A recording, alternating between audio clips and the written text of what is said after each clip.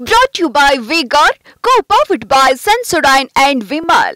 ಬಾಯಲ್ಲಿ ಹೇಳಿ ಕೇಸರಿ. Associate sponsor Ultratech Cement. Co-sponsored by Saptagiri NPS University. ಇನ್ನು ಒಂದು ಕಡೆಗೆ ಮಗ ಬರ್ತಿರುವಂಥ ಸಂದರ್ಭ, ಒಂದು ಕಡೆಗೆ ಏನು ಅಂದರೆ ರೇವಣ್ಣ ಈಗಾಗಲೇ ಒಳಗಡೆ ಹೋಗಿ ಹೊರಗಡೆ ಬಂದಾಯಿತು. ಇನ್ನು ಭವಾನಿ ಅವರಿಗೆ ಪರದಾಡ್ತಾ ಇದ್ದಾರೆ. ಏಕೆಂದರೆ ನಾಳೆ ಜಾಮೀನು ಅರ್ಜಿಯ ಆದೇಶವನ್ನು ಕೋರ್ಟ್ ಕಾಯ್ದಿರಿಸಿದೆ. ನಾಳೆ ಅದು ಹೊರಗಡೆ ಬರುತ್ತೆ. ಜನಪ್ರತಿನಿಧಿಗಳ ವಿಶೇಷ ಕೋರ್ಟ್ ನಾಳೆ ತಮ್ಮ ಆದೇಶವನ್ನು ಪ್ರಕಟಿಸುತ್ತೆ. ನಾಳೆಯ ಆದೇಶದಲ್ಲಿ ಏನಿರುತ್ತೆ, ಜಾಮೀನು ಸಿಗುತ್ತೋ ಸಿಗಲ್ವೋ, ಯಾವ್ಯಾವ ರೀತಿ ಕೋರ್ಟ್ನಲ್ಲಿ ವಾದಗಳಾಯಿತು ನಾವು ನೋಡ್ತಾ ಇದ್ದೀವಿ. ಯಾವ್ಯಾವ ಅಂಶಗಳನ್ನು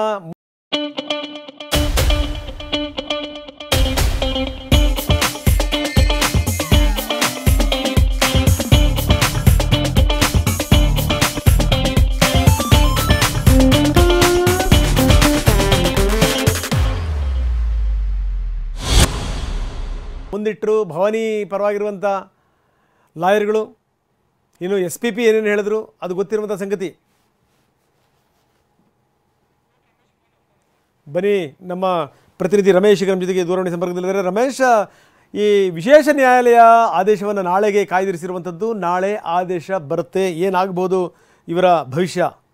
ರಮೇಶ್, ರಂಗನಾಥ್, ಮೇ 31 ಈಗ 3 ಜನಕ್ಕೂ ನಿರ್ಣಾಯಕ ಅಂತ ಹೇಳ್ಬೋದು. ಯಾಕೆಂತಂದ್ರೆ ಈಗ ಪ್ರಜ್ವಲ್ ರೇವಣ್ಣ ನಿರೀಕ್ಷಣಾ ಜಾಮೀನು ಅರ್ಜಿ ವಿಚಾರಣೆ ನಾಳೆ ಇದೆ. ಅದೇ ರೀತಿ ಭವಾನಿ ರೇವಣ್ಣ ನಿರೀಕ್ಷಣಾ ಜಾಮೀನು ಅರ್ಜಿ ವಿಚಾರಣೆ ಅಂದ್ರೆ ಆದೇಶನೂ ನಾಳೆ ಇದೆ. ಅದೇ ರೀತಿ ರೇವಣ್ಣ ಅವರ ಜಾಮೀನು ರದ್ದು ಕೋರಿ ಏನು ಹೈಕೋರ್ಟ್ಗೆ ಅರ್ಜಿ ಸಲ್ಲಿಸಿದ್ದಾರೆ SIT, ಅದರ ವಿಚಾರಣೆ ಕೂಡ ನಾಳೆ ನಡೆಯೋ ಸಾಧ್ಯತೆ ಇದೆ.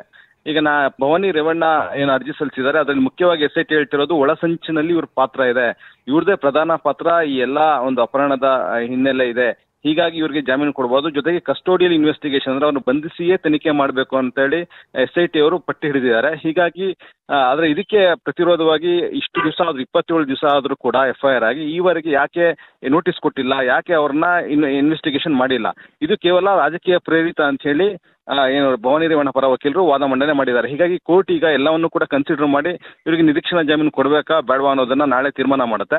ಒಂದು ವೇಳೆ ನಿರೀಕ್ಷಣಾ ಜಾಮೀನು ಸಿಗದೆ ಹೋದ್ರೆ ಆಗ ಭವಾನಿ ರೇವಣ್ಣ ಅವರಿಗೆ ಬಂಧನದ ಭೀತಿ ಇನ್ನೂ ಹೆಚ್ಚಾಗುತ್ತೆ ಅಂತ ಹೇಳ್ಬೋದು. ಯಾಕಂದ್ರೆ ಇದುವರೆಗೂ ಯಾವುದೇ ನೋಟಿಸ್ ಕೊಡದೆ ಹೋದ್ರೂ ಕೂಡ ಕೋರ್ಟ್ ನಲ್ಲಿ SIT ಸ್ಪಷ್ಟವಾಗಿ ಹೇಳಿದೆ ಅವರ ಪಾತ್ರ ಈ ಕೇಸ್ನಲ್ಲಿ ಇದೆ, ಹೀಗಾಗಿ ಅವ್ರನ್ನ ಬಂಧಿಸಲೇಬೇಕು ಅಂತೇಳಿ SIT ಹೇಳ್ತಿರೋದ್ರಿಂದ ನಾಳೆ ಭವಾನಿ ರೇವಣ್ಣ ಅವರ ಪಾಲಿಗೆ ಬಹಳ ನಿರ್ಣಾಯಕ ದಿನ ಅಂತೇಳಿ ಹೇಳ್ಬೋದು.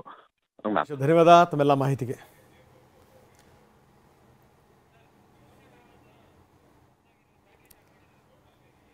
ಸೊ ನಾಳೆ ಹಾಗಾದರೆ ಇವರ ಭವಿಷ್ಯ ಏನು ಅನ್ನುವಂಥದ್ದು ತೀರ್ಮಾನ ಆಗುತ್ತೆ. ಏಕೆಂದರೆ ಕೋರ್ಟ್ ಆದೇಶವನ್ನು ಕಾಯ್ದಿರಿಸಿದೆ, ನಾಳೆ ಇದರ ಆದೇಶ ಹೊರಗಡೆ ಬರುತ್ತೆ. ಹಾಗಾದರೆ ಈ ನಿನ್ನೆ ಏನೇನು ವಾದ ವಿವಾದಗಳಾಯಿತು ಕೋರ್ಟಲ್ಲಿ, ಬನ್ನಿ ನೋಡೋಣ.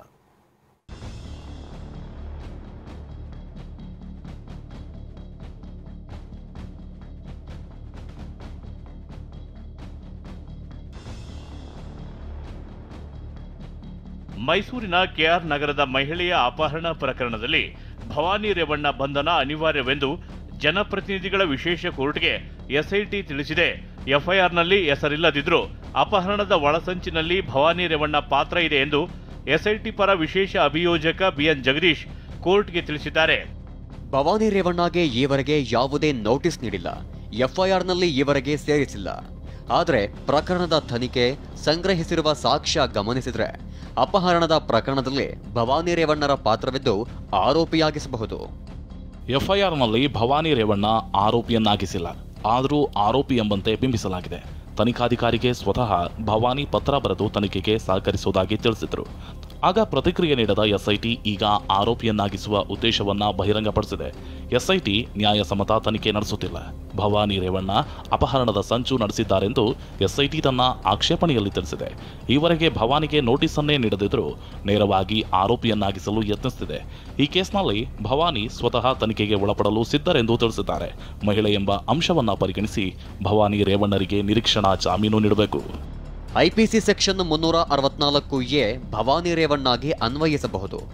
ನಿನ್ನ ಮೇಲೆ ಪ್ರಕರಣವಿದೆ ಎಂದು ಸಂತ್ರಸ್ತೆಗೆ ಹೆದರಿಸಿ ವಂಚಿಸಿ ಅಪಹರಣ ಮಾಡಲಾಗಿದೆ. ಹೀಗಾಗಿ IPC ಸೆಕ್ಷನ್ 364A ಈ ಪ್ರಕರಣಕ್ಕೆ ಅನ್ವಯವಾಗುತ್ತದೆ. ಆರೋಪಿ ನಂಬರ್ 2 ಸತೀಶ್ ಬಾಬು ಹಾಗೂ ದೂರುದಾರನ ನಡುವಿನ ಮೊಬೈಲ್ ಕರೆ ರೆಕಾರ್ಡ್ ಆಗಿದೆ.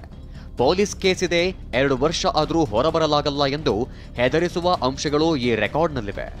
ಮತ್ತೊಬ್ಬ ಆರೋಪಿಯ ಮೊಬೈಲ್ ರೆಕಾರ್ಡಿಂಗ್ ಕೂಡ ವಶಕ್ಕೆ ಪಡೆಯಲಾಗಿದೆ.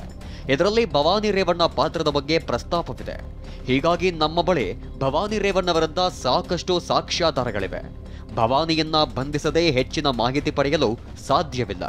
ಹೀಗಾಗಿ ಅವರಿಗೆ ನಿರೀಕ್ಷಣಾ ಜಾಮೀನು ನೀಡಬಾರದು.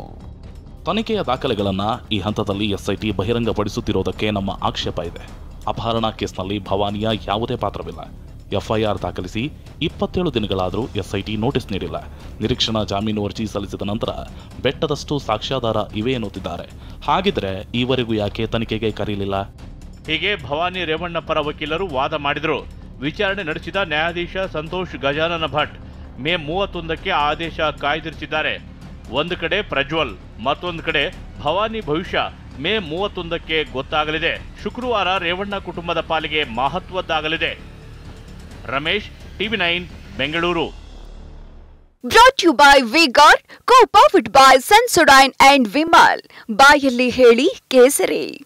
Associate sponsor Ultratech Cement. Co-sponsored by Saptagiri NPS University.